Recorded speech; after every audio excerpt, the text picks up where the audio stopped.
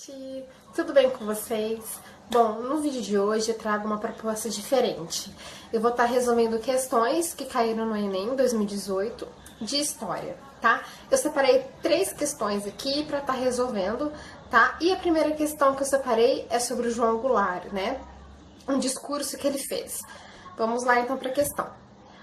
O texto fala assim: a democracia que eles pretendem é a democracia dos privilégios, a democracia da intolerância e do ódio.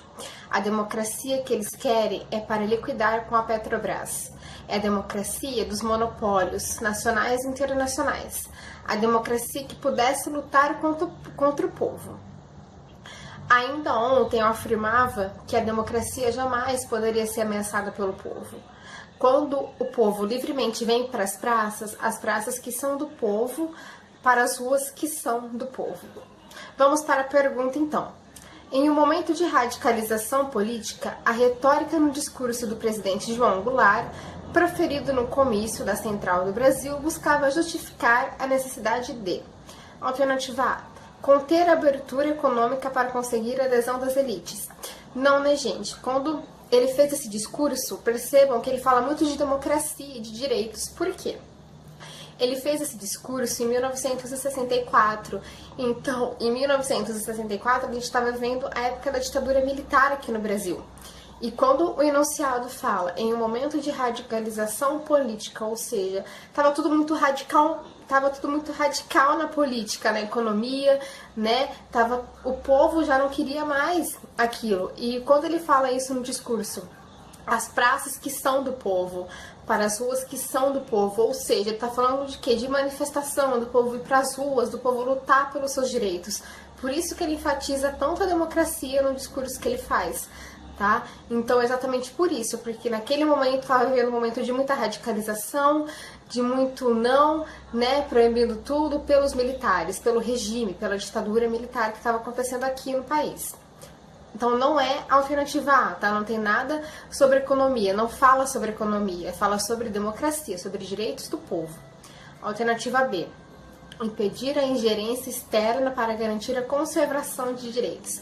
Não, né, gente? Não tá falando sobre ingerência externa, né? Alguma coisa que vai vir pra cá, né? Não tem nada a ver com isso, tá? Alternativa C, regulamentar os meios de comunicação para coibir os partidos de oposição.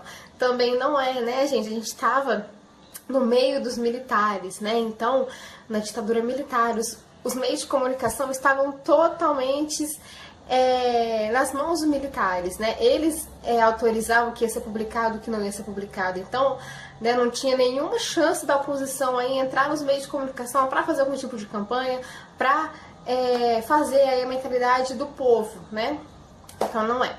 Alternativa D. Aprovar os projetos reformistas para atender a mobilização dos setores trabalhistas. Essa é a alternativa correta, tá? Alternativa D. Mas vamos ler a outra também. Incrementar o processo de desestatização para diminuir a pressão da opinião pública. Não, né, gente? Ele tá falando assim, quando ele fala as praças que são do povo, né, para as ruas que são do povo, né, ou seja, ele tá falando aprovar os projetos reformistas, é isso, ele aprova isso, né, então é mais ou menos assim, legal, gente, continue indo para as ruas, continue indo para as praças, porque elas são de vocês, é um direito de vocês, é um direito do povo, né, inclusive eu vou postar aqui um texto, um trecho do discurso que ele faz, que é mais ou menos assim, ó. Ainda ontem eu afirmava, envolvido pelo calor do entusiasmo de milhares de trabalhadores no arsenal da Marinha, que o que está ameaçando o regime democrático neste país não é o povo. Não é o povo nas praças, não são os trabalhadores reunidos pacificamente para dizer de suas aspirações ou de sua solidariedade às grandes causas nacionais. Democracia é precisamente isso, o povo livre para manifestar-se, inclusive nas praças públicas, sem que daí possa resultar o mínimo de perigo à segurança das instituições. Democracia é o que o meu governo vem procurando realizar, como é o seu dever, não só para interpretar os anseios populares, mas também conquistá-los pelos caminhos da legalidade, pelos caminhos do entendimento e da paz social. Então, quando ele faz esse discurso, ele enfatiza muito bem a democracia, né? Ou seja, ele fala que a democracia que tá ali não é democracia civilizada, é democracia do ódio, da intolerância, né? Onde os militares querem alcançar os seus objetivos, seus interesses através de uma democracia, né, para o povo, que na verdade não é democracia. Então ele fala o que está acontecendo no país, fala para o povo continuar com as reformas, continuar indo para as ruas, continuar indo para as praças, né, e fala que ele quer dar uma nova democracia para o povo, que esse é o plano de governo dele, tá? Então é a alternativa D, a alternativa correta, tá bom? Vamos então para a próxima pergunta. Para a próxima questão então, tá? Que eu separei para vocês. Bom, é assim. A rebelião luso-brasileira em Pernambuco começou a ser urdida em 1644 e explodiu em 13 de junho de 1645, no dia de Santo Antônio. Uma das primeiras medidas de João Fernandes foi decretar nulas as dívidas que os rebeldes tinham com os holandeses. Houve grande adesão da nobreza da terra, entusiasmada com esta proclamação heróica. Vamos para a pergunta. O desencadeamento dessa revolta na América Portuguesa seiscentista foi o resultado da A. Fraqueza bélica dos protestantes batavos. Não, né, gente? Quando ele fala de rebelião luso-brasileira e de João Fernandes, o que estava acontecendo na verdade? João Fernandes Vieira, ele foi um dos líderes aí no processo de expulsão dos holandeses de Pernambuco. Então, para conquistar o apoio dos senhores do engenho, na verdade, João Fernandes, então ele decreta a anistia das dívidas que os rebeldes devem para os holandeses, né? Ele fala, não, anula essas dívidas que não tem como a gente pagar. Inclusive o texto, ele faz ele ironiza aqui, ó, houve uma grande adesão da nobreza da terra, entusiasmada com essa proclamação heróica, né? Por quê? A anistia das dívidas que os proprietários tinham com os holandeses. Porque quando os rebeldes se revoltam, então, para poder expulsar os holandeses, Portugal, então, retoma aí, Portugal, os senhores do engenho, retomam, então, o seu controle sobre as propriedades, né? Aí os alunos perguntam assim, mas eu não sei o que é engenho. O que é engenho? Engenho significa propriedade, significa latifúndio.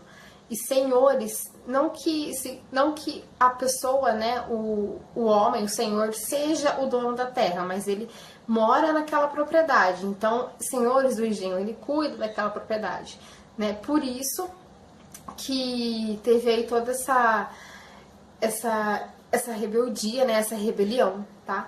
Então, vamos para a alternativa A. Fraqueza bélica dos protestantes batavos. Não, por quê? A gente estava vivendo a Reforma Protestante. A Reforma Protestante, ela começou em 1600, mas não tinha nada a ver com a Reforma Protestante, tá? Não fala nada sobre a Reforma Protestante, apesar de falar de Santo Antônio, não quer dizer nada sobre isso. Não foi o que desencadeou a rebelião, tá? Não tem nada a ver. Alternativa B. Comércio transatlântico da África Ocidental. Também não fala sobre comércio, né? Sobre navegação. Não tem nada a ver uma coisa com a outra. Letra C. Auxílio financeiro dos negociantes flamengos. Não, né, gente? Ele não tava precisando de auxílio, não tava precisando, né, para fazer negócios, né? Ele tava tendo uma rebelião aí, o povo tava querendo lutar, né? Não tem nada a ver. Diplomacia internacional dos Estados Ibéricos. Também não, né? Não tá falando sobre diplomacia internacional, não tem nada a ver. Tá falando sobre aqui no Brasil, né? Sobre Pernambuco.